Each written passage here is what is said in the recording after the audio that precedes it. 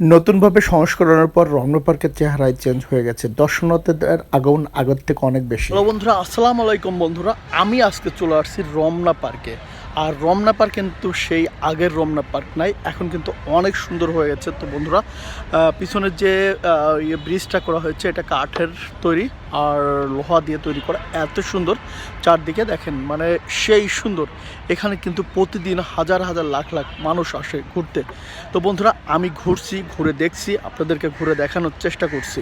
রমনা পার্কের পূর্ব পাশের গেট দিয়ে ঢুকতেই আপনাদের চোখে পড়বে সর্বপ্রথম কাইকিং এরিয়া। কাইকিং এরিয়াতে এসে আপনারা কাইকিং করতে পারবেন এবং বড় নৌকা নিয়ে ঘোরাফেরা করতে পারবেন ফ্যামিলি সহকারে। কত করে? আপনার বৈঠকটা 200 আর প্যাডেলেরটা 300। মানে এটা কি ঘন্টা নাই? আধা ঘন্টা। প্রিয় বন্ধুরা, রমনা পার্কের কর্তব্যরত কর্মীদের মুখে শুনতে পারলেন এখানে কাইকিং করার জন্য আধা ঘন্টা 200 টাকা এবং বড় নৌকায় ঘুরলে পরে 300 টাকা।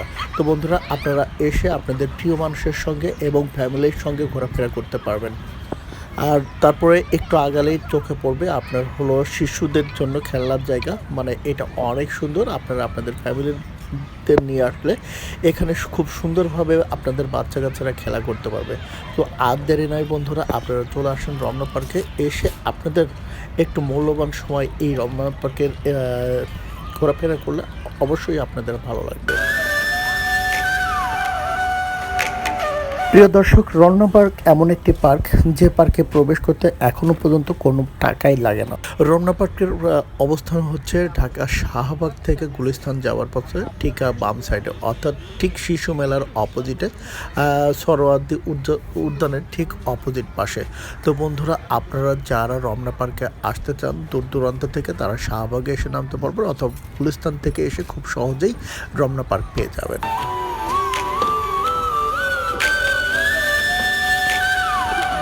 এই উদ্যানটি 1610 সালে মুঘল আমলে প্রতিষ্ঠাতা করা হয় আর সেই সময়ে রমনার পরিসীমা ছিল বিশাল এলাকা জুড়ে। পুরানো হাইকোর্ট ভবন থেকে পূর্ব সড়ক ভবন পর্যন্ত মোগলরা সেই সময়ে বিশাল বড় বাগান তৈরি করেছিলেন। কিন্তু পরবর্তীতে ইংরেজ আমলে এই এলাকা জঙ্গলে পরিণত হয়। 1825 সাল থেকে ব্রিটিশ কালেক্টর ডাউজের নেতৃত্বে নগর উন্নয়নের পরিকল্পনা গ্রহণ করা হয়, যার অন্যতম ছিল রমনা এলাকার উন্নয়ন। আর সে সময় ঢাকার নবাব পরিবার থেকে রাজকীয় বাগান তৈরি করা হয়, যার নাম দেওয়া হয় শাহবাগ। তখন পার্কের আয়তন প্রায় 89 একর।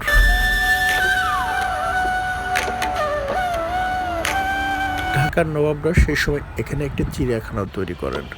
19 শতকের ঢাকার নবাবরা এবং ব্রিটিশ শাসকদের সহায়তায় পুনরায় উন্নয়ন কাজ শুরু করা হয়। সেই উন্নয়নের ধারাবাহিকতায় সৃষ্টি হয় এই রমনা পার্ক। 20 শতকের প্রথম দিকে আবার নতুন করে সংস্করণ করা হয়। এবার যুক্ত করা হয় লেকের পাশে দুটি কাঠের ওয়াকওয়ে। আর এই ওয়াকওয়ে তৈরি করার পর থেকে এখন বিভিন্ন রকমের দর্শনার্থী এখানে আগের থেকে অনেক ভিড় করে। বন্ধুরা, শুধু এখানে ওয়াকওয়ে নয়, এই পার্কে আছে ব্যায়াম করার জন্য একটা বিশাল ব্যায়ামাগার।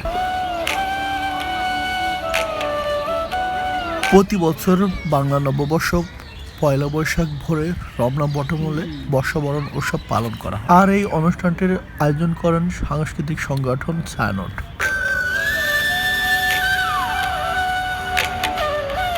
প্রিয় বন্ধুরা, যারা ফেসবুক থেকে আমার এই ভিডিওটি দেখছেন তারা অবশ্যই শেয়ার করতে ভুলবেন না। আর যদি ভিডিওটি ভালো লেগে থাকে তাহলে অবশ্যই লাইক কমেন্টস করবেন আর চ্যানেলটি অবশ্যই ফলো দিয়ে রাখবেন। আর যারা ইউটিউব থেকে দেখছেন তারা অবশ্যই আমার চ্যানেলটি সাবস্ক্রাইব করবেন আর ভিডিওটি অবশ্যই শেয়ার করবেন। তো বন্ধুরা, রমনা পার্কে হাঁটি পার করে অনেক সময় পার করে ফেললাম।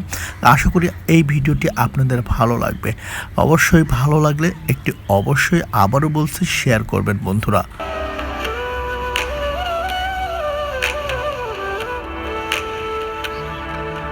বন্ধুরা, এখানে রয়েছে হাঁটার জন্য সুন্দর সুন্দর জায়গা, রয়েছে জিম।